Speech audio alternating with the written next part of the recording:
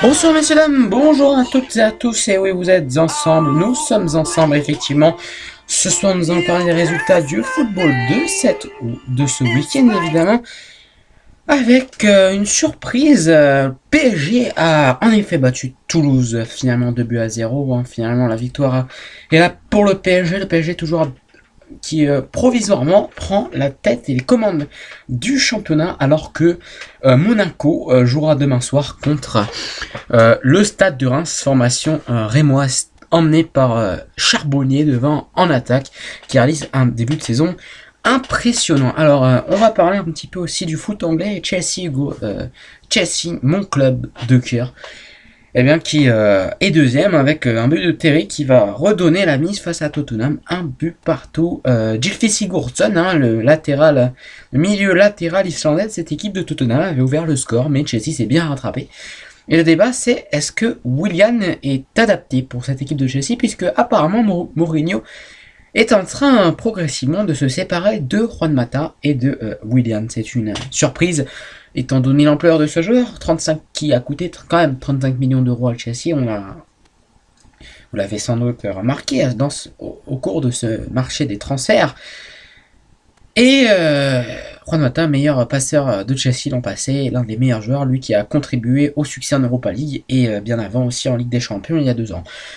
Chelsea est toujours deuxième avec une seule défaite pour le moment en championnat, c'était face à Everton, une défaite, 1 but à 0, et en Ligue des Champions, ça n'a pas très bien débarré avec cette belle formation du FC Bâle qui a donc remporté son premier match donc face à Chelsea, hein, 2 buts à 1, il y a été 2 semaines, et là on va se déplacer à Bucarest pour y jouer le Steaua Bucarest, hein, qui c'est une formation assez difficile à manœuvrer avec des joueurs comme Burcianu ou Tanase ou Pio Vaccari devant le fer de lance italien. Ça va être très très dur pour Chelsea, et puisqu'on se déplace en Roumanie, certes ils ont quand même perdu 3-0 face à Schalke 04 qui est l'autre gros adversaire de Chelsea dans le groupe, et puis ils ont pris un très mauvais départ, hein, c'est ça, on va se le répéter avec cette défaite face au FC Bâle, hein, qui est de mauvais augure pour la suite de cette Ligue des Champions. Mais parlons des résultats de ce week-end et la défaite surprise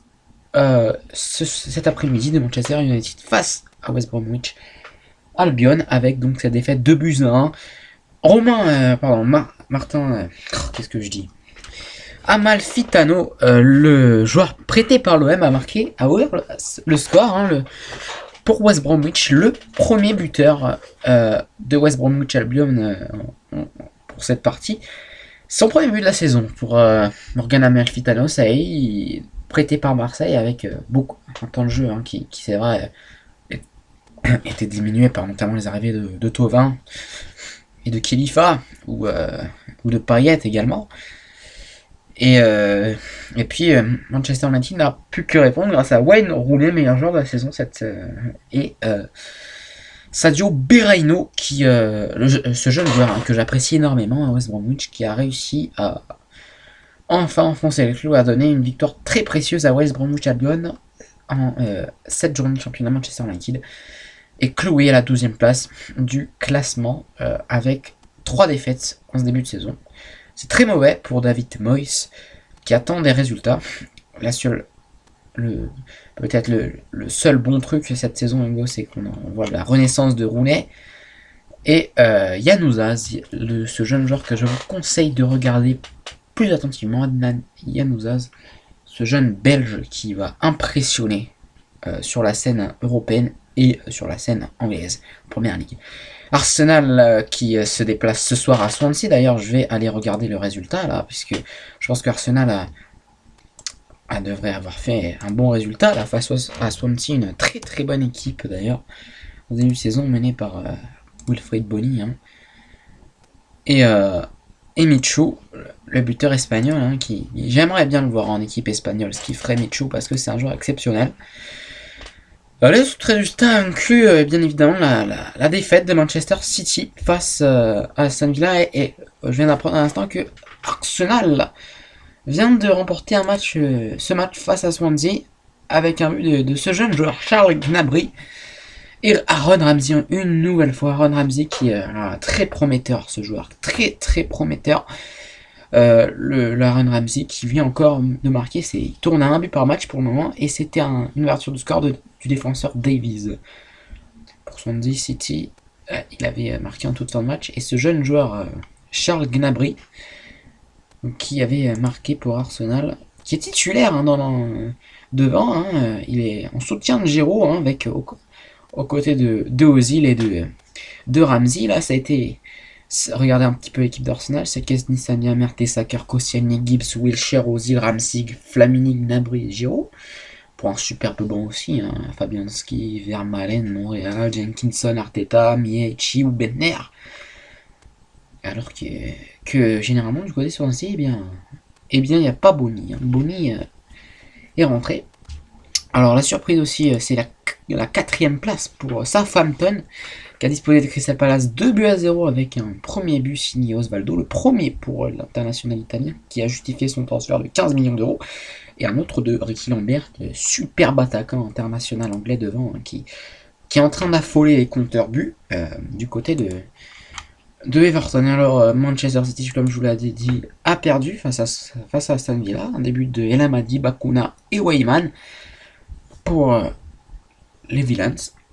Une nouvelle réalisation de Yaya Touré et un de Dzeko, qui ne permettent malheureusement pas à Manchester City de prendre ses 3 points. Et oui, Pellegrini est totalement désemparé à la suite de cette défaite.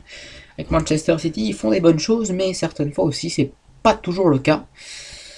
Et on regarde un petit peu l'équipe, c'est une grosse équipe. Hart, Compagnie, Zabaleta, Kolarov, Nastasic, Milner, Nasri, Fernandinho, Touré, Negredo, Dzeko, c'est une grosse équipe Manchester City avec de très bons joueurs. Il y a eu Yacouba Silla, qui est le jeune français qui a joué du côté de Aston Villa, et Libor Kozak côté de Weyman. Très bonne équipe, Villa qui est en train de remonter un petit peu. Ils sont 9ème là, et demain il y aura Liverpool qui va jouer. Voilà, Hull qui a remporté son match face à West Ham grâce à un penalty du jeune international irlandais Thomas Brady. Une belle équipe de Hull, mais il n'y a pas des joueurs hyper connus. Il y a Huddleston et Livermore, le duo de Tottenham. Livermore qui a été prêté, et Huddleston, lui, qui a été acheté donc 5 millions par Hull. Hull City qui est 7ème, Hugo. Messieurs, dames, pardon. Hull City qui réalise une très belle performance. Pour l'instant, Fulham qui a perdu face à Cardiff avec un but de Brian Ruiz pour Fulham, le très bon avançant du Costa Rica qui sera à la Coupe du Monde, puisque le Costa Rica s'est qualifié pour la Coupe du Monde. Mais Colker, défenseur de 10 millions d'euros de Cardiff, avait ouvert le score à 2ème, et Mouch à 90ème avait permis au Cardiff City de s'imposer, avec une belle équipe là aussi de bons joueurs comme Medel ou Kim Bo-kyung et l'ancien Rennais Théophile Catherine, devant aussi à Yaodem Mwingi. Donc c'est une belle équipe là aussi. Et puis voilà, Tottenham Chelsea, ça reste la même équipe, c'est étrange, mais du côté de Tottenham, il y a un joueur qui est en train d'affoler aussi cette équipe, c'est Andros Townsend, très très très très bon joueur, jeune joueur anglais. Il a même pas 17 ans, c'est vrai, il commence à être excellent, et il est titulaire maintenant sur l'aile droite. Chadli l'a remplacé, tiens. Et puis on a... Ah oui, il y avait Lamela qui était sur le banc. C'est vrai qu'ils peuvent tous se permettre, cette équipe de Tottenham, avec des joueurs comme Lamela, Holby, Chadli, Sandro, Sigurdsson, Dembélé, Paulinho, Vertonghen, Walker, Loris, Eriksen, Soldado, Sigurdsson. C'est une très belle équipe. Du côté de Chelsea, malheureusement, on a pris un petit coup là, avec l'expulsion de Torres, et cette altercation sévère avec Vertonghen, et Torres est sorti. Et puis qu'il y avait Eto'o qui était sur le banc. Puis du coup, Chourleux était passé dans l'axe. Puis Mata est rentré, Azpilicueta aussi. Ouais, Chourleux à la place de Hazard, mais il y a une petite formation là qu'on est en train de se faire du côté de Chelsea. Voilà. Mourinho était absolument frustré à cause de Vertonghen. Là, il se le dit clairement. Je suis sur la BBC là. Bon. Et bon, c'est vrai que le Chelsea, cette année, c'est une grosse équipe. Hein, on les voit sur la scène européenne. Sans doute ils vont encore rafler pas mal de, peut-être des titres installés. On a vu, on a vu notre équipe là, dernière pour tous ceux qui sont avec moi supporters de cette magnifique équipe de Chelsea remporter donc la Ligue Europa l'an passé grâce à ce but de Branislav Ivanovic hein, qui a finalement été redécalé latéral après une courte transition en tant que défenseur central, le Serbe. Voilà. On est très content du travail de Mourinho pour son retour. Il n'a pas perdu énormément de matchs, 2 si je m'abuse. Donc c'est très bien, c'est très bien. Alors, le PSG, voilà. Le PSG qui remporte son match. Là, je suis sur le site de l'équipe. Marquinhos, deuxième but de match. C'est énorme pour Marquinhos, le jeune défenseur. Cavani, son 5e but avec le PSG cette saison. Marquinhos.